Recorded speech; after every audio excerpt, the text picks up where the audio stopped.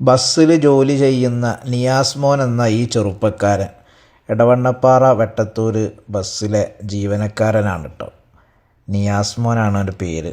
നീല ബനിയനിട്ട ആ പൊന്നുമോൻ അവൻ്റെ സുഹൃത്തുക്കളോട് കൂടെ രാത്രി ബസ് സൈഡാക്കിയതിൻ്റെ ശേഷം എടവണ്ണപ്പാറയിലുള്ള മധുരിമ ബേക്കറിയിൽ നിന്ന് ചായ കുടിച്ച് അതിൻ്റെ കാശ് കൊടുക്കുന്ന രംഗാണ് നിങ്ങൾ കാണുന്നത് കേട്ടോ.